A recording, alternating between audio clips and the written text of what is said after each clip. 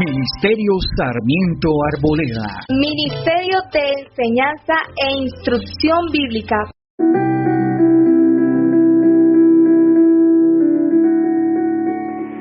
Bienvenido amigo y hermano que me escuchas. Te habla tu amigo Carlos Hernán Sarmiento y estamos en la serie de las 40 parábolas de Jesucristo.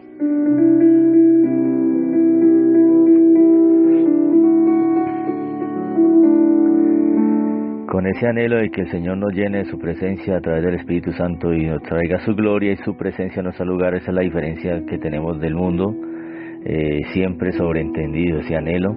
Iniciamos esta entrega número 35, la parábola número 35, que le he llamado la parábola de la gehenna, del fuego y la sal. He dejado para los 5 últimos puestos, con el permiso de Dios y que nos dé vida para enseñarla, las parábolas más complicadas y las que de una forma global encierran lo que se acerca para la iglesia y para Israel. ¿Listo? En su orden de ideas son la parábola de la higuera que reverdece, la parábola de los talentos, la parábola de las minas, la parábola de las 10 vírgenes y la parábola del buen samaritano.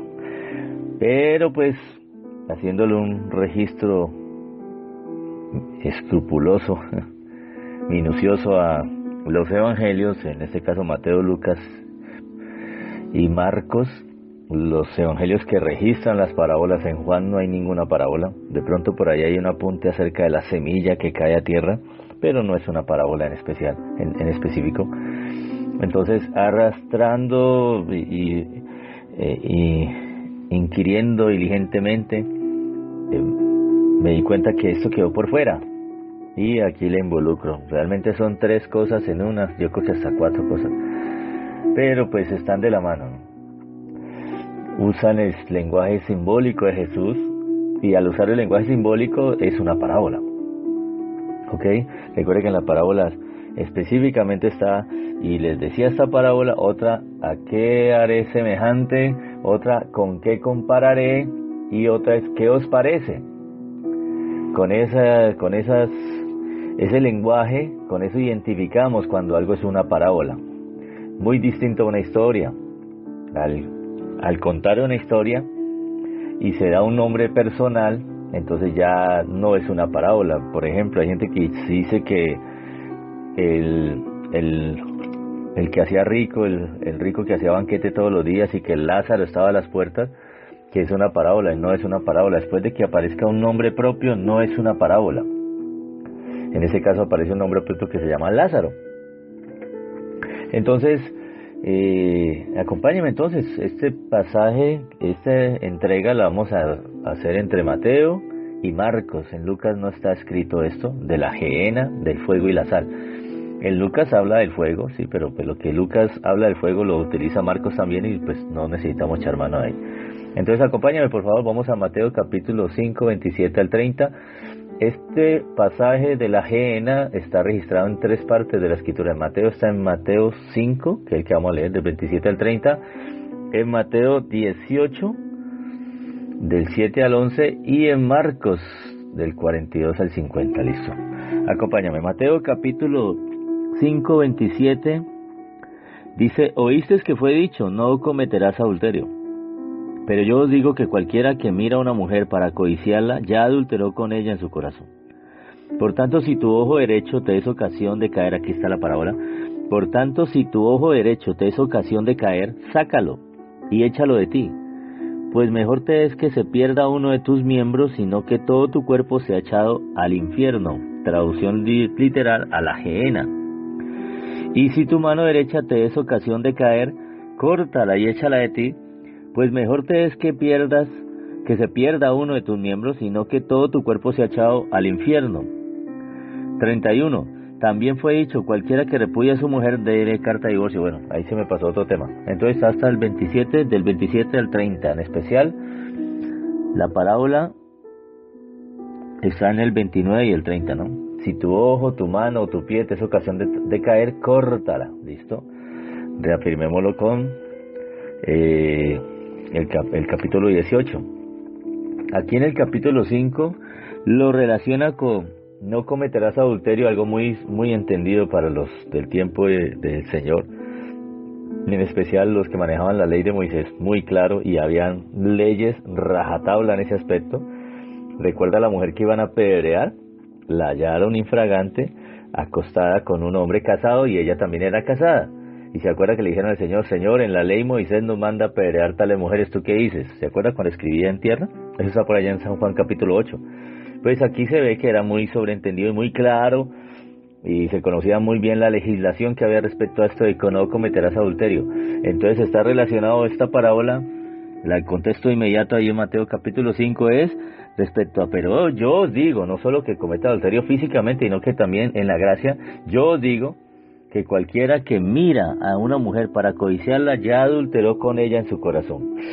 Algo más allá, que va mucho más del simple acto, el pensamiento y la intención del corazón. Ahora veámoslo aquí en Mateo capítulo 18. Aquí está conectado a otro contexto, otro versículo muy distinto. Leámoslo. Mateo 18, del 7 en adelante. Ay del mundo por los tropiezos, porque es necesario que vengan tropiezos, pero ay de aquel hombre por quien viene el tropiezo. Por tanto, si tu mano o tu pie te es ocasión de caer, ¿sí ve? La misma simbología. Por tanto, si tu mano o tu pie te es ocasión de caer, córtalo y échalo de ti. Mejor te es entrar en la vida cojo, si te cortaste el pie, cojo quedaste, ¿no? O manco, si te cortaste la mano, manco quedaste. Que teniendo 2 manos o 2 pies ser echado en el fuego eterno. Aquí ya no utilizan la ajena, sino el fuego eterno, ¿listo? Y si tu ojo, versículo 9 de Mateo 18, te es ocasión de caer, sácalo y échalo de ti. Mejor te es entrar con un solo ojo en la vida, ¿cómo le llaman? Tuerto, que teniendo 2 ojos ser echado en el infierno de fuego. Versículo 10, mira que no menosprecéis a uno de estos pequeños, porque os digo que sus ángeles en los cielos ven siempre el rostro de mi Padre que está en los cielos. Listo, hasta ahí lo dejamos. Entonces, la parábola se repunta aquí en los versículos 8 y 9 de Mateo 18 y está conectado directamente al versículo 7 que dice, ay del mundo por los tropiezos, porque es necesario que vengan los tropiezos, pero ay de aquel hombre por quien viene el tropiezo. En el otro estaba conectado con no cometerás adulterio, y el que mira a una mujer con ojo lascivo, pues comete adulterio.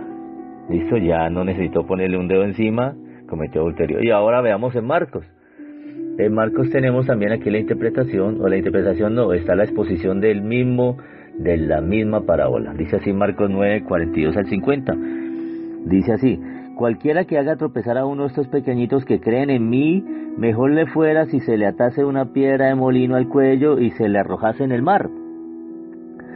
Si tu mano te fuera ocasión, mira que aquí está conectado también con los tropiezos.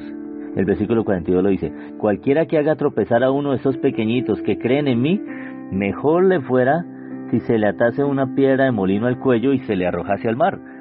Si tu mano te fuera ocasión de caer, mire que apareció otra vez la misma simbología, versículo 43 de Marcos 9, córtala, mejor te es entrar en la vida manco que teniendo 2 manos ir al infierno, al fuego que no puede ser apagado. Aquí también aparece el término gehenna, ¿listo? Donde el gusano de ellos no muere, aquí ya le añade algo, y el fuego nunca se apaga. Por eso le digo que esta parábola se llama la parábola de la gehenna, el fuego y la sal, ¿listo? Donde el gusano de ellos no muere y el fuego nunca se apaga. Y si tu pie te fuera ocasión de caer, córtalo, mejor te es entrar en la vida cojo, que teniendo 2 pies ser echado en el infierno al fuego que no puede ser apagado, donde el gusano de ellos no muere y el fuego nunca se apaga. Muy pictórica la vuelta, ¿no? Versículo 47, y si tu ojo te fuera ocasión de caer, sácalo, mejor te es entrar en el reino de Dios con un ojo tuerto, que teniendo 2 ojos ser echado al infierno, donde el gusano de ellos no muere y el fuego nunca se apaga. Porque todos serán salados con fuego, y todo sacrificio será salado con sal. Aquí aparece la sal. Buena la sal, mas si la sal se hace insípida, ¿con qué la sazonaréis? Tened sal en vosotros mismos y tened paz los unos con los otros. Bendito sea Dios, dura tarea, ¿no? Bueno, aquí, aparte de una interpretación propia, voy a darte de entrada e inicio una exposición que hace William Barclay al respecto. Scofield y otros comentaristas, pues lógico, lo que siempre hemos conocido de la sal se plantea, ¿listo? Así que eso se da por sobreentendido. Listo, ya mucha gente sabe, hay gente que ha enseñado acerca de la sal, el conservante de la sal y bueno, todo eso, ¿listo? Ok, pero aquí encontré una exposición muy buena del señor William Barclay, un maestro de griego del siglo XIX. Dice así, respecto a Marcos, demos la interpretación en Marcos, dice así: los rabinos judíos tenían dichos basados en la manera en que las distintas partes del cuerpo se pueden prestar para el pecado. Recuerde que aquí aparece el ojo, la mano y el pie. ¿Listo? Los ojos y el corazón, dicen los rabinos, son los dos agentes del pecado. El ojo y el corazón, dicen los rabinos, son las dos criadas del pecado. Oiga, otra aseveración. Las pasiones moran solamente en aquel que ve, y bueno, algo que es irreal porque pues también los ciegos pecan, ¿no? Hay de aquel que va donde lo llevan sus ojos, porque los ojos son adúlteros. Hay ciertos instintos humanos, dice Barclay, y ciertas partes de la constitución física de la persona que sirven al pecado. Este dicho de Jesús no ha de tomarse literalmente, pero es una manera gráfica en el Oriente de decir que hay una meta en la vida a la que vale la pena sacrificarlo todo, y por ahí comenzamos a darle una interpretación a esto, porque realmente aquí estamos hablando de hacer renuncias. Quiero que usted entienda que la parábola habla acerca de hacer renuncias, escúcheme. Usted no puede ser cristiano sin haber dejado esto, dejado aquello, dejado lo otro por la dirección de Dios, que Dios se lo haya demandado. No que un hombre le dijo, no, es que usted mire, tal, no, porque usted puede renunciar a algo que de verdad estaba en la voluntad de Dios, que Dios no quería quitárselo, que de pronto con eso usted trajo del mundo, pero que de pronto un talento en especial. Y por lo tanto, Dios podía usar ese talento para su gloria y honra. Siempre hay que utilizar una primera persona, en ese caso hablo de mi vida. Yo sí vocalizaba en el mundo, cantaba, pero eso sí, llegué al Señor y no uso para nada mi canto, aunque por ahí he podido ministrar alabanza, pero no es el fuerte mío ni era por donde el Señor iba a utilizarme. Es más, prácticamente perdí casi la voz, es decir, cuando llegué al Señor, pero otras personas no les sucede igual. Puede que Dios puede tomar ese talento, eso sí, con pinzas, porque hay que saber que, y usted lo ve en el mundo, el anhelo de la gente es ser alguien, ser conocido, ser famoso, y eso hay que ponerlo en un segundo plano, porque recuerde que el Señor tiene el primer puesto en todo, y nada de lo suyo puede nublar la prioridad que Dios tiene en la vida de aquel que dice ser cristiano. Ok, entonces la gloria, pues, digámoslo de otra manera, Dios no comparte su gloria con nadie. A pesar de que por allá en San Juan 17 dice que Dios, que la gloria que me diste les he dado, ahí está hablando de la presencia del Espíritu Santo de Dios y una futura exaltación, pero aquí estamos en un tiempo de humillación. Eso es lo que se le olvida a la gente, que aquí estamos en un tiempo de humillación. Aquí estamos siendo probados a ver si damos la talla, si somos aptos para entrar al reino de los cielos. Aquí a la gente y en la teología, a los ministros se les recuerda, no se le olvide que aquí no hemos coronado, aquí estamos en etapa de prueba, no hemos coronado la meta. Uno de los más grandes cristianos de la historia, difícil de alcanzar en su comprensión de la Escritura, además fue el que definió la doctrina del Evangelio para los gentiles, Pablo, Saulo de Tarso antes, Pablo de Cilicia. Ese varón, hombre, llegó a decir, yo no pretendo haberlo alcanzado ya. Una cosa hago, ciertamente dejando lo que está atrás, me prosigo a la meta, al premio del supremo llamamiento. Entonces no podemos cantar victoria. Hoy hay una teología del carro bombero, ya la gente es triunfalista, sin ningún tipo de entrega ni sacrificio, ya la gente viviendo un evangelio donde todo es color de rosa, sin pruebas de ningún tipo, y eso no es el evangelio de Jesucristo, eso es un evangelio light. Es un evangelio que se inventaron para las personas que quieren agarrar el cielo sin haberle entregado nada al Señor, y así no funciona esto. Usted debe renunciar, lo dijimos en la parábola anterior, a todo lo que tiene, a todo lo que Dios le demande que renuncie por seguirlo a Él. Y Él mismo lo dijo, el que no se niega a sí mismo no puede ser mi discípulo. Entonces entramos a un cristianismo de verdad, no un cristianismo así de apariencia, así a medias. No, ese no es el cristianismo. O sea, hay que decirle a la gente, mire, usted le parecerá este mensaje duro, cruel, pero un día usted se va a enfrentar con aquel que era el dueño de este mensaje y le van a decir, es que aquí a ti nadie te dijo que esto era serio.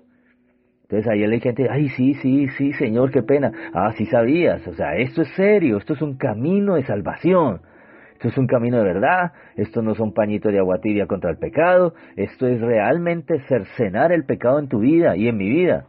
es cortar con ello. Entonces, en ese sentido son estas palabras fuertes que el Señor repitió en 3 pasajes. Son del Señor, no salen de Carlos Sarmiento, no salen de ningún otro personaje que está interpretando. Es el Señor quien habló de que mejor que es que una mano te la corte, porque esa mano te hacía pecar, o era tropezadero. Cuando tenías esa mano, lastimosamente siempre tendías a irte por ese lado. Entonces es mejor que una mano te la moche, y que manco, entres al reino del cielo. Lo mismo cojo y lo mismo tuerto. Entonces hay que saber y es tratar lo que el Señor está tratando de decirnos detrás de esas palabras tan fuertes. Y es que prepárate, que si llegas a Cristo, esto es un camino de renuncias, es un camino de sacrificio. ¿Quieres agarrar algo que es más glorioso que lo que cualquier persona en este mundo ha podido lograr? Sí, ya está sobreentendido. Pregúntale a los grandes millonarios. Bueno, hay muchos que dirán, no, pues su vida no la cambian por nadie, pero les preguntas si su dicha es completa y te van a decir que no es completa. Se sienten vacíos. No se puede llenar. Sí, han hecho y deshecho lo que quieren en la vida, pero hay una conciencia que les pesa. Hay una situación que no les deja dormir. Y eso es sobreentendido, eso es una prueba, eso es una de las grandes conclusiones de la vaca loca en la que el hombre se mete en este mundo. Piensa fama, dinero, y no logra, por eso caen en drogas, por eso divorcios, separaciones, hogares que no, vuelve y empieza otro hogar. ¿Y cuánto lleva? Lleva 5 matrimonios, porque el hombre no ha llenado ese vacío y piensa llenarlo con una mujer hermosa o con lujos, y no lo llena. Mientras que ese vacío ya sabemos que lo único que lo llena es Dios. Entonces aquí Jesús está hablando de, ya entendiste que en mí está tu todo. Ya entendiste. Entonces, bueno, te voy a hacer unas advertencias previas. Si vienes conmigo, hay que cortar con esto, cortar con aquello y cortar con esto otro. Eso es más o menos. Entonces seguimos a lo de Barclay. Dice así: este dicho de Jesús no ha de tomarse literalmente, pero es una manera muy gráfica en el Oriente de decir que hay una meta en la vida a la que vale la pena sacrificarlo todo. Mire, lo mismo que estoy hablando yo. En este pasaje se hace repetidas referencias a la gehenna.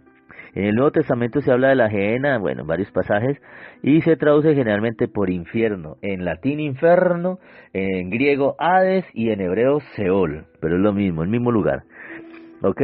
Esta palabra tiene historia, deriva del hebreo del Antiguo Testamento, donde aparece el valle de Ben Hinnom, el hijo de Hinnom, que era un torrente en las afueras de Jerusalén, que había tenido un pasado deplorable.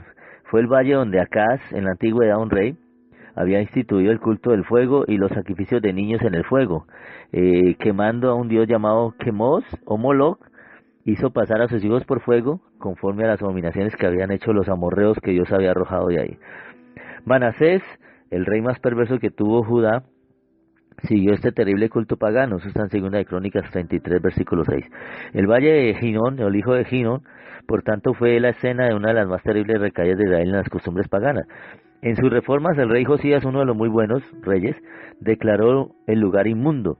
Asimismo profanó el Tofet, estoy citando lo que dice la Escritura, que está en el valle de los hijos de Hinnom, para que ninguno pasara a su hijo o a su hija por fuego como una ofrenda a Moloch. Hoy pasar a tu hijo o a tu hija por fuego es cuando tu hijo le dio mal de ojo, lo llevas a un brujo y es que para que le cierre el cuerpo, es lo mismo. ¿Listo?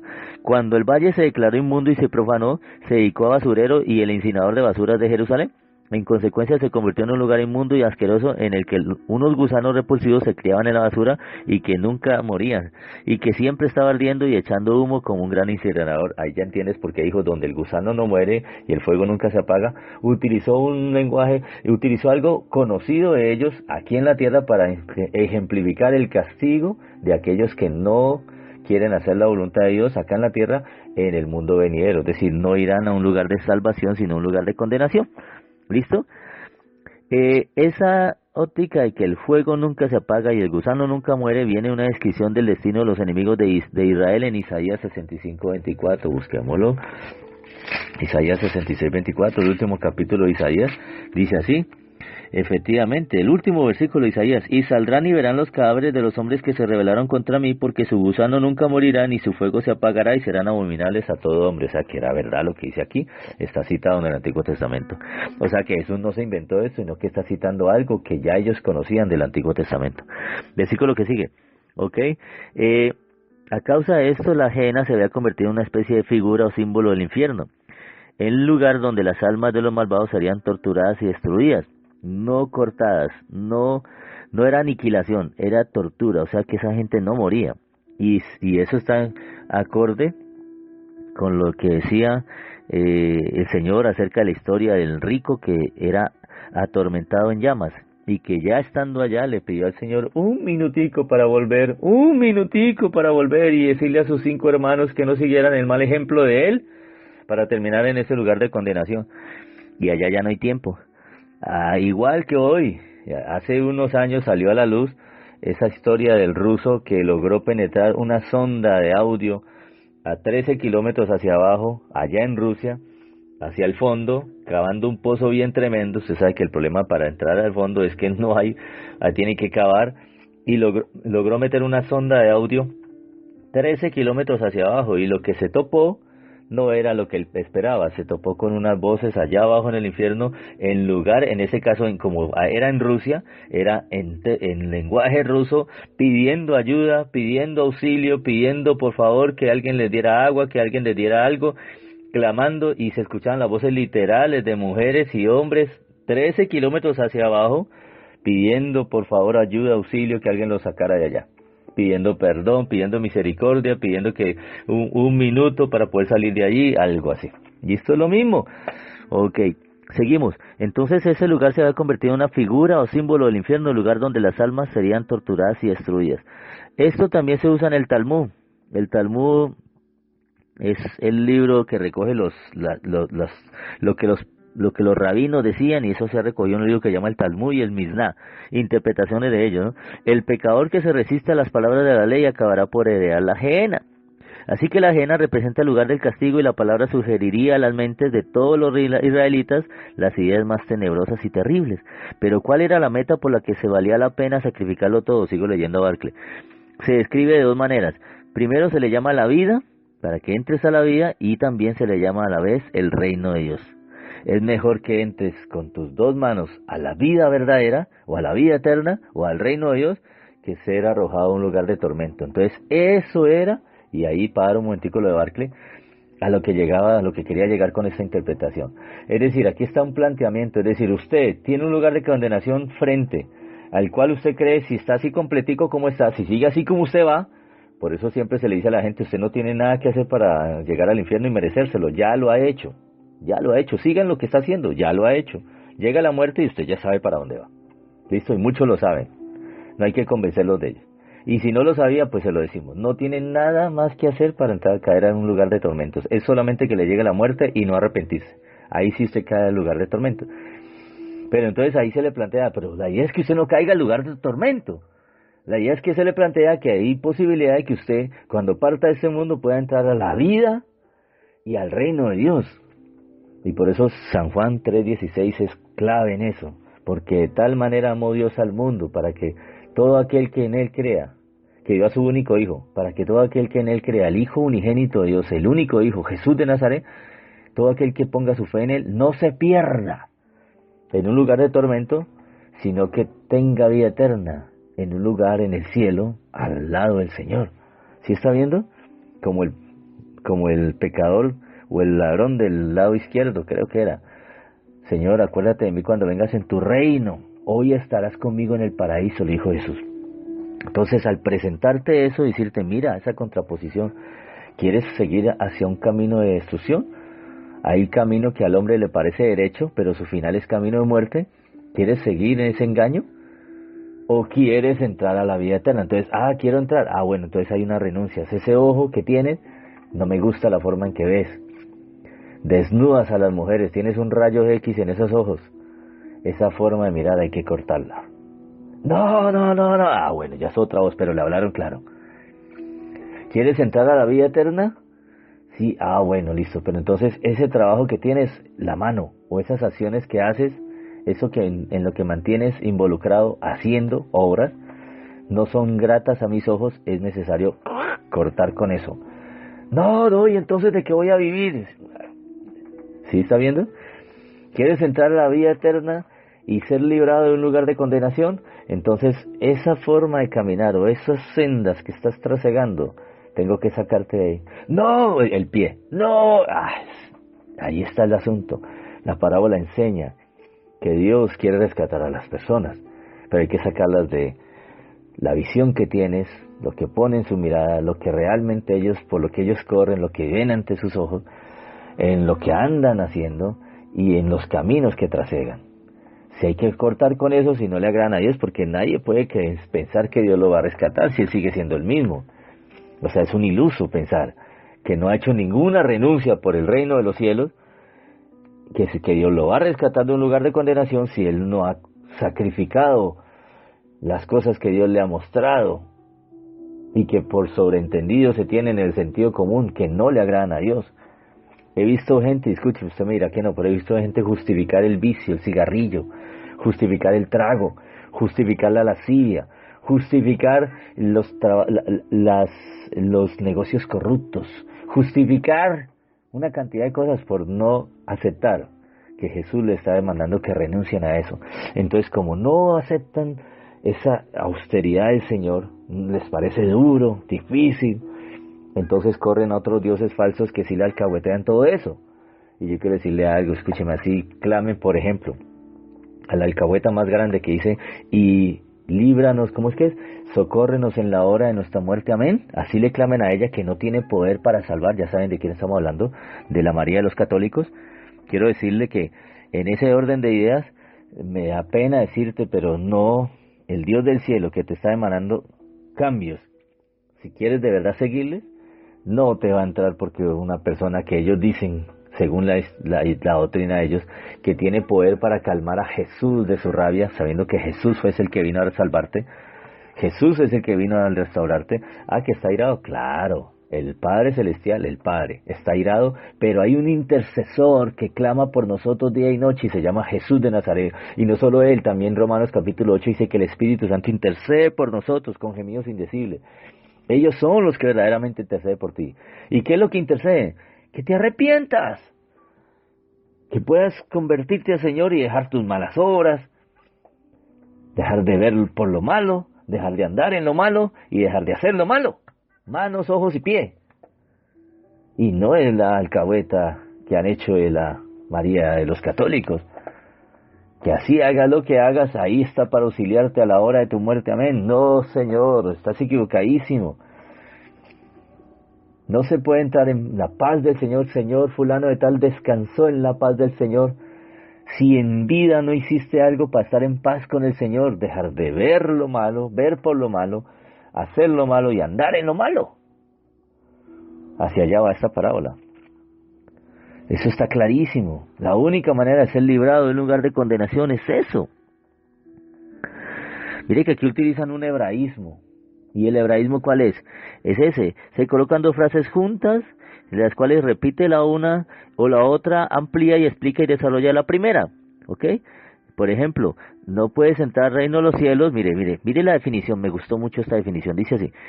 Esta explicación del entrar en la vida al reino de los cielos se explica de esta forma. El reino de los cielos es una sociedad en la tierra en la que la voluntad de Dios se hace tan perfectamente como en el cielo. Por ejemplo, cuando hablan del Padre Nuestro, ahí hay un hebraísmo. Venga tu reino. Y viene la siguiente frase. Hágase tu voluntad en los cielos como en la tierra como en los cielos. Entonces ahí está explicando la segunda, la primera, que es el reino, un lugar o una vida en donde se hace lo que Dios dice, aquí en la tierra, así como se hace en el cielo. ¿Sí estás viendo? Y dice, ahí yo cito lo que dice Scofield, de ahí podemos pasar a decir que sencillamente el hacer perfectamente la voluntad de Dios es alguien que es un ciudadano del reino de los cielos. Y si lo tomamos así y lo aplicamos al pasaje que estamos estudiando, de Marcos capítulo 9, ahora querrá decir que vale la pena cualquier sacrificio, cualquier disciplina, cualquier autonegación para hacer la voluntad de Dios. Y solamente haciendo esa voluntad se posee la vida verdadera, la vida eterna, una paz definitiva y que satisface plenamente. Es lo mismo que estamos hablando aquí. No puedes entrar en los cielos si no has hecho la voluntad de Dios. ¿Y cuál es la voluntad de Dios? Pues triste que hayas llegado a este mundo con un propósito de parte de Dios y que nunca hayas hecho su voluntad y que partas de este mundo sin haber preguntado al que te mandó, ¿para qué te mandó? Ese es el punto. Bendito sea el Señor. En dos pasajes apuntan, según los comentaristas, de que esto es una cosa individual.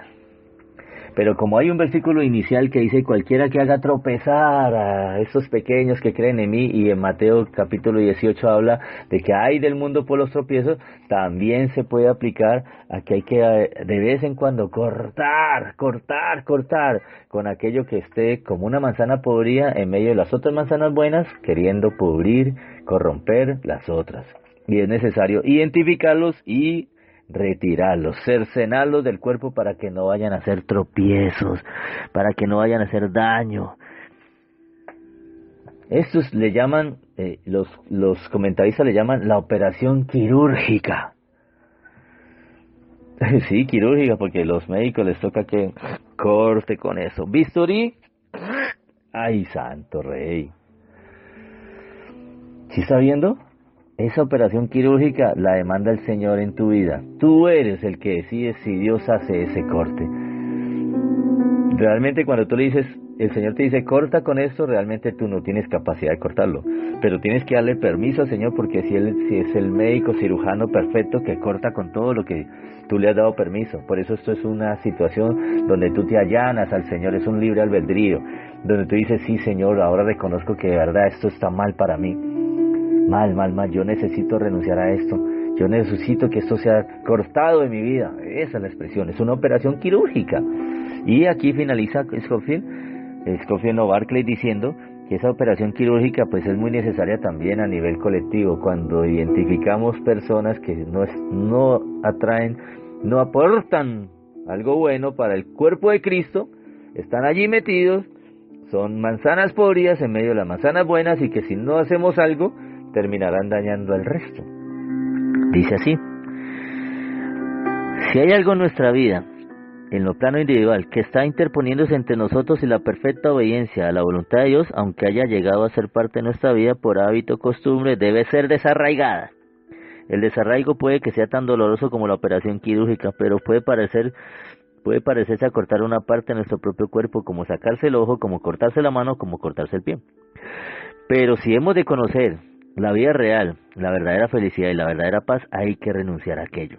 Esto puede que suene serio y sombrío, pero la realidad consistente es simplemente enfrentarnos a los hechos de la vida.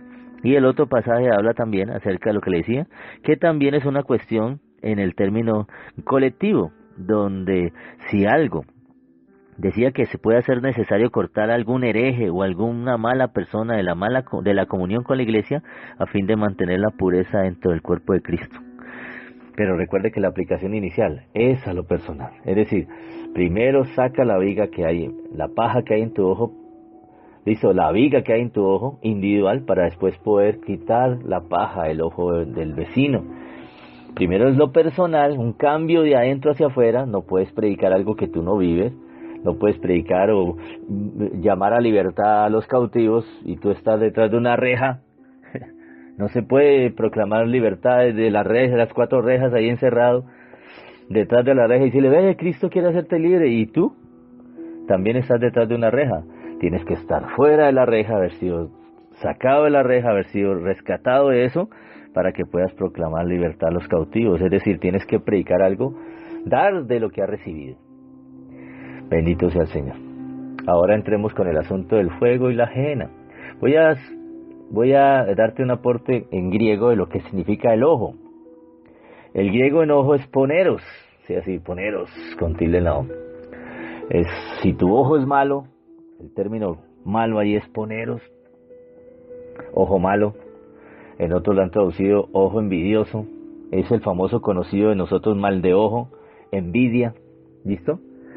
Y aquí hay una declaración muy buena que la saqué aparte de otro comentarista. Dice así: 3 cosas que nos hace precisamente en ese pasaje de Mateo 6:22. Si tu ojo es malo, vamos a leerlo. Recuerde que aquí estamos hablando de cortar con el ojo, por lo tanto que debemos de ver alguito del ojo. Y aquí está, 6:22. La lámpara del cuerpo es el ojo. Así que si tu ojo es bueno, todo tu cuerpo estará lleno de luz. Pero si tu ojo es maligno, ahí es donde dice poneros. Si tu ojo es maligno, todo tu cuerpo estará en tinieblas. Así que si la luz que en ti hay es tinieblas, ¿cuánto no serán las mismas tinieblas? Recuerden que en las casas en Israel había solo una ventana para toda la habitación. Así mismo es el cuerpo. En el caso del ojo, el ojo es como una ventana, y si esa ventana está sucia, pues ¿qué luz va a entrar? Pero si la ventana está transparente, diáfana, pura, pues hay mucha luz que puede entrar. Ese es el concepto que se maneja ahí detrás de eso. Pero aquí voy a darte una aplicación acerca del ojo malo, el ojo que es una ventana sucia, una ventana prácticamente que no permite entrar ningún tipo de luz. Dice así: hay tres cosas que hace imposible el que tiene ojo malo que pueda hacer. Nos hace imposible vivir con nosotros mismos. Si uno está siempre envidiando el éxito de otros y lamentando la felicidad de otros, cerrándole el corazón a la necesidad de otros, llega a ser más la digna de compasión de todas las criaturas, o sea, llega a ser una persona digna de compasión de todas las criaturas, una persona rencorosa, resentida.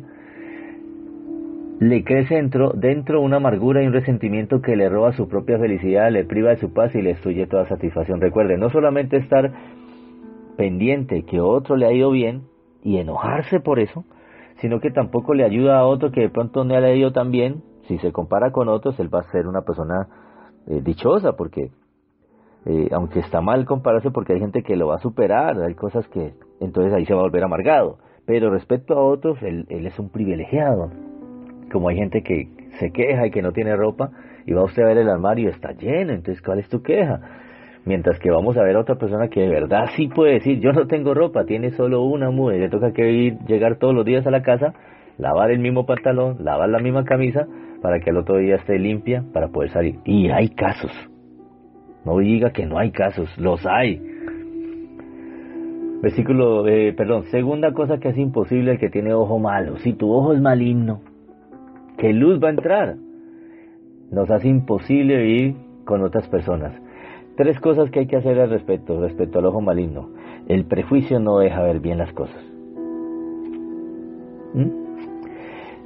Otra cosa, que la presunción, cuando uno da por sentado algo que es verdad y resulta que primero hay que indagar si es así. Y la otra, ya le digo cuál es. Segundo, nos hace imposible vivir con otras personas. Los celos. Las otras son los celos, porque los celos enceguecen. Así lo han dicho. La segunda cosa que es imposible con un ojo maligno que uno pueda llegar a concretar. Nos hace imposible vivir con otras personas. Primero, consigo mismo hay un cargo de conciencia. Segundo, con las demás personas, porque todos evitan una persona mezquina. Todos desprecian a una persona de corazón miserable. La caridad cubre una multitud de pecados. Es decir, cuando alguien ayuda, no es miserable, hay gente que le pasa por alto. Pero el espíritu del mezquino hace inútiles a una multitud de virtudes.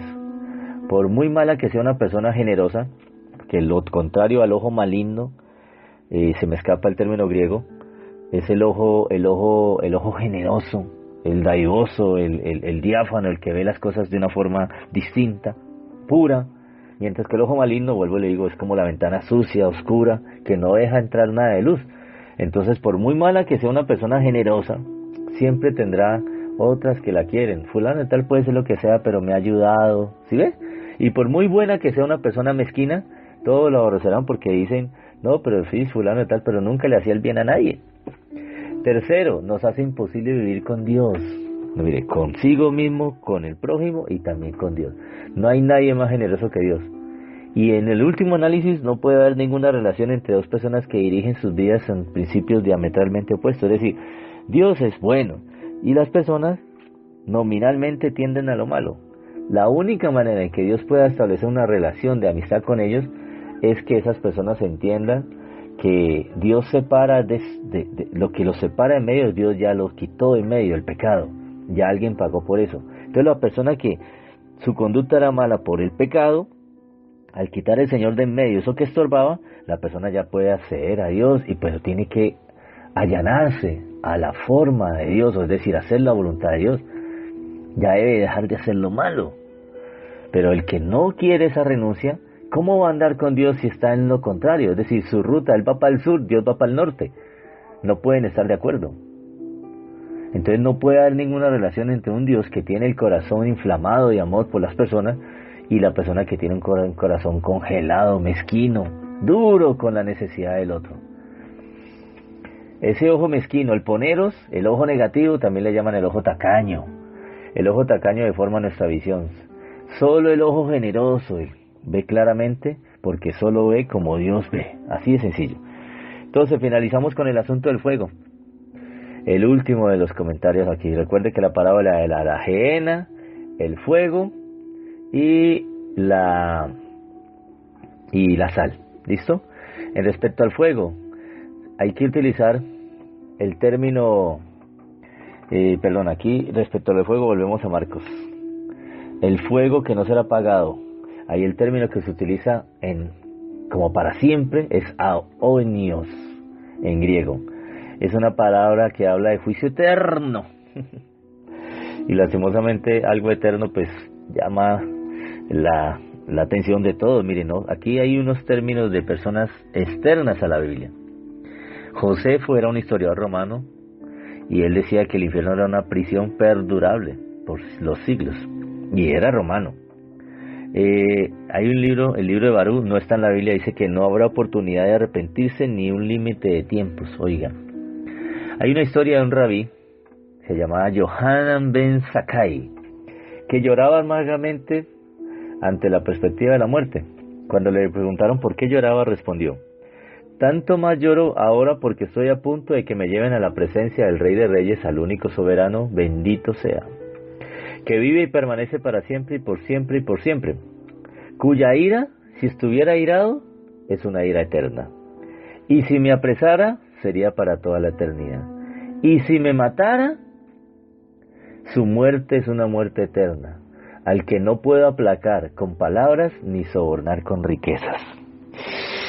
Santo Rey, la tenía clara, ¿no?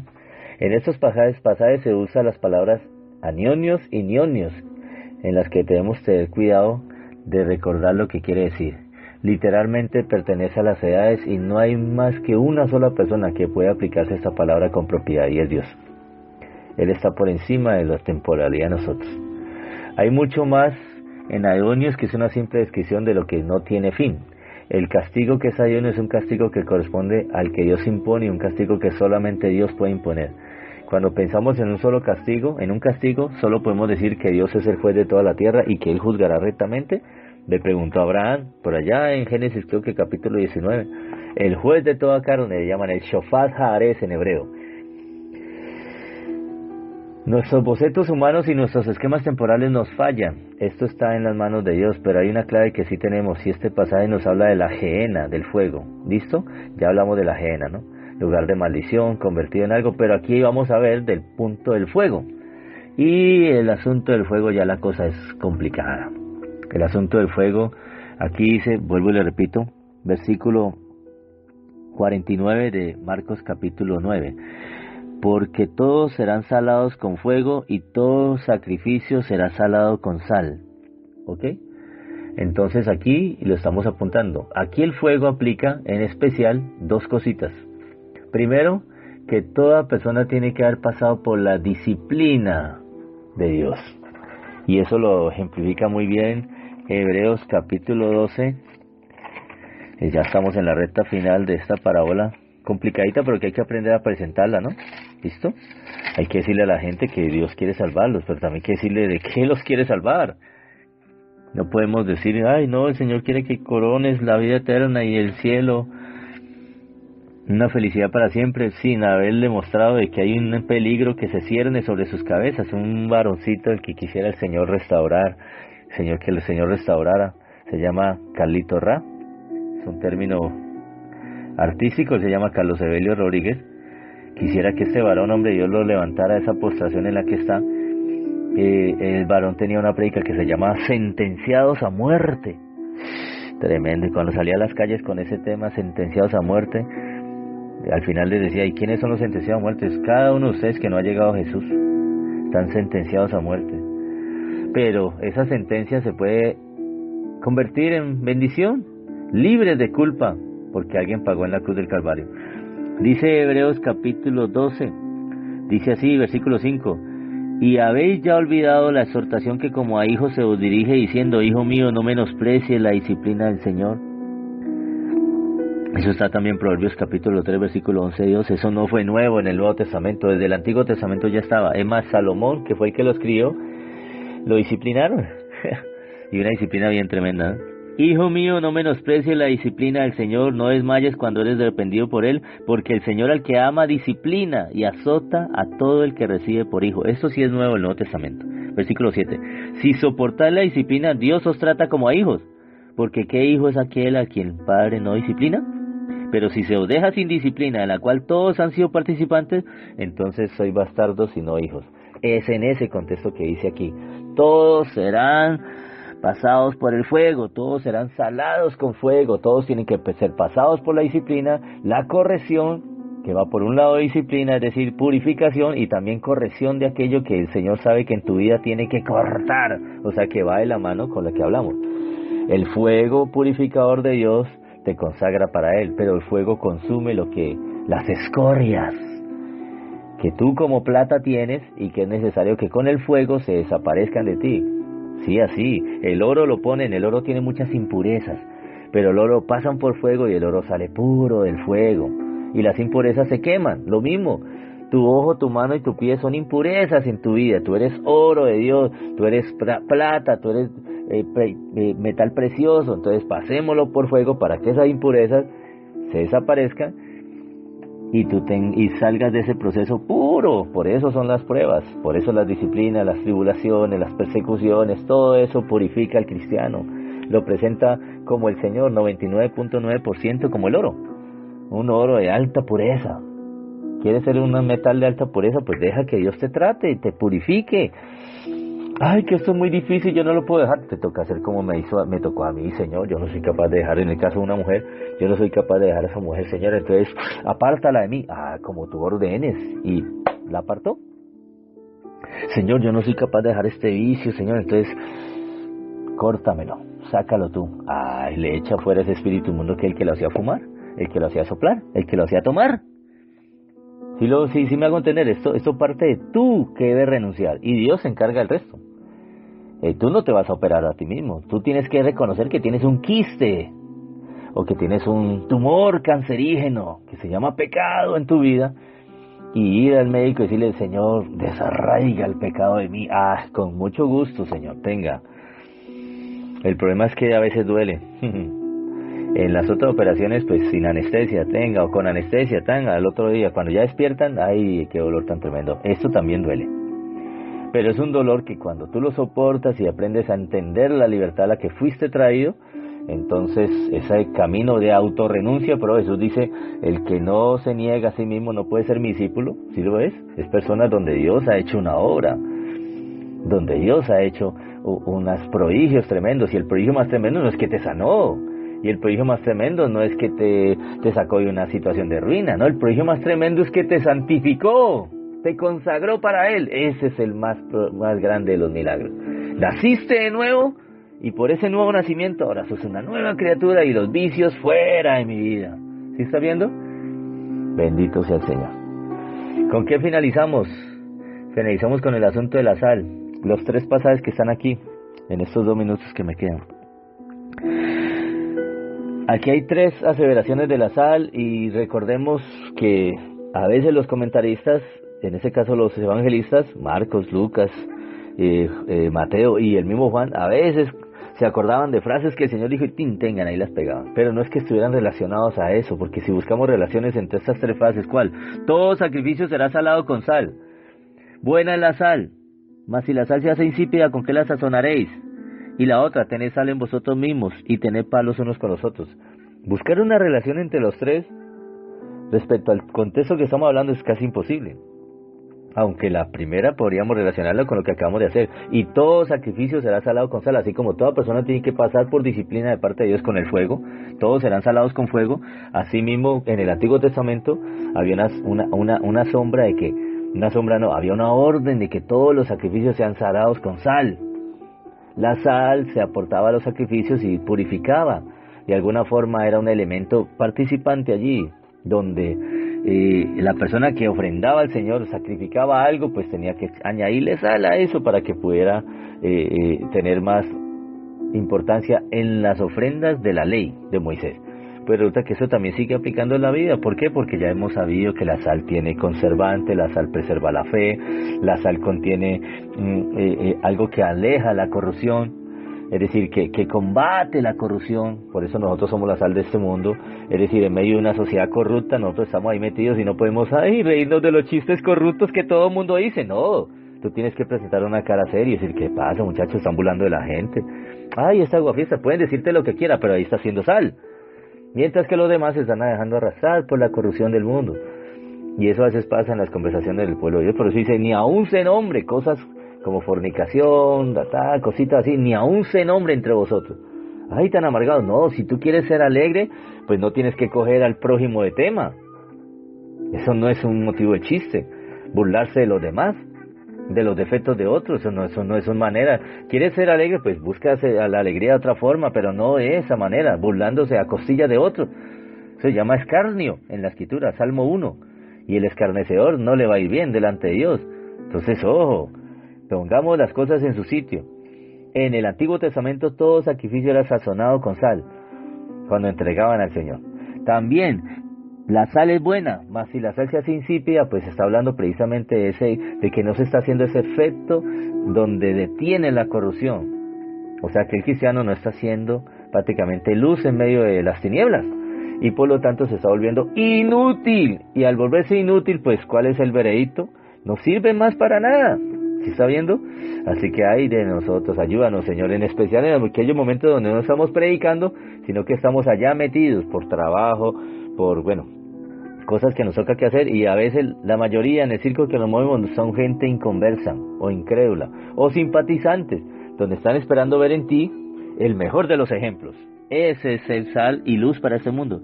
Y la otra, tened sal en vosotros mismos, tened paz los unos con los otros. La sal, según los griegos, venía de los cielos. ¿Por qué? Decían, no hay nada más puro que la sal, decían los griegos, porque provenía del sol y el mar. Y la blancura de la sal, ella misma lo dice. Entonces hablaba acerca de poder estar en paz entre cristianos, más que todo, ¿no? Como dice en Romanos capítulo 12, donde dice, en cuanto dependa de vosotros, estar en paz con todo mundo. Y más si es un hermano en Cristo Jesús. Tened la sal unos con otros, tened paz unos con otros. Ahí están las 3 interpretaciones dislocadas, pero se pueden aplicar. Aunque ya en otro pasaje utilicé el parábola de la sal y de la luz. Finalizamos esta parábola y pidámosle al Señor algo especial. Porque creo que no solo esta oración hay que hacerlo por el inconverso, el que no ha creído y que de pronto puede escuchar esto y decirle, uy, Dios mío, estamos como que en peligro. Sí, estás en peligro, serio peligro. Sino también para aquel que dice ser hermano y que todavía no ha renunciado y todavía no has cortado con cosas que Dios le demanda cortar. Oremos. Padre Celestial, en el nombre de Jesús de Nazaret, Señor, gracias por estas parábolas duras, incisivas, pero la verdad, Señor. Es necesario que aquel que ande contigo deba cortar con aquello que te deshonra a ti y que le deshonra a él y que ofende también a los demás. O sea, que no cumple con el mandamiento primero, que es amar al Señor con todo tu corazón, toda tu alma y todas tus fuerzas, que no ama al prójimo y que no se ama a sí mismo, Señor. O sea, es el principal, está en contra de los 2 principales mandamientos de los cuales pende todo, Señor. Ayúdales a estas personas a entender que si se acercan al Señor, el Señor les puede cortar con esas situaciones que les estorbarían para entrar en los cielos en caso de que sus vidas partan, en caso de que no tengan más tiempo, más existencia en este mundo, que les otorgaría amplia entrada al reino de los cielos, si dejan que Dios haga este proceso quirúrgico en sus vidas, de cortar con ese ojo, eso aquello en que no solo ve por lo malo, en cortar aquello que hace lo malo, y en cortar aquello que anda en lo malo. Cortar con esas situaciones espirituales, esos hábitos, esas conductas que a ti no te agradan. Permíteles que ellos, sin mirar a eso, se acerquen a ti, primero por querer estar contigo, pero como un regalo y un moño adicional tú les puedas entregar, Señor Dios, el poder ellos verse libres de todas estas cosas que atosigan su alma, que intoxican su alma, Señor, y que les está corrompiendo día a día y dañándoles el corazón, Señor. Sánales, Señor Dios Todopoderoso, Bienaventurados los limpios de corazón, porque ellos verán a Dios. Pero realmente nadie es limpio si tú no lo limpias, Señor, porque venimos de un mundo que ha ensuciado nuestro corazón, Señor. Por eso te presentamos a esas personas que no te conocen para que tú les limpies su corazón, pero primero darles a entender que están sucios delante de ti, para que ellos puedan ir a la limpieza que tú les ofreces, acercarse a ti y tú te encargarás del resto, Señor. Porque nadie que va a ti, Señor, tú le echas fuera, Señor. Tú recibes a todo aquel que llega a ti, Señor. Pero tú quieres que permanezcan en ti para plena certeza de la esperanza, Señor. Ahora oramos por aquellos que ya están, pero que aún no han dejado que Dios procese en sus vidas, Señor. No han dejado que Dios entre hasta los rincones más recónditos de su alma, de su ser, de sus vidas, y tome orden, y ponga orden. Como dice una canción del mundo, llegó el comandante y mandó a parar. Permite, Señor Dios, que ellos se allanen a ti y que de verdad te conozcan como Señor, no solo como Salvador, sino como Señor de sus vidas. Que tú puedas hacer en ellos los cambios necesarios para que puedan estar aptos para entrar al reino de los cielos el día que tú vengas en las nubes por tu pueblo y no se alejen de ti avergonzados, sino que puedan decir, Señor, te estaba esperando. Gracias, Padre Celestial, te lo pedimos en el nombre de Jesús. Amén. Te espero el día de mañana con el bendito poder de Dios. Dios te guarde.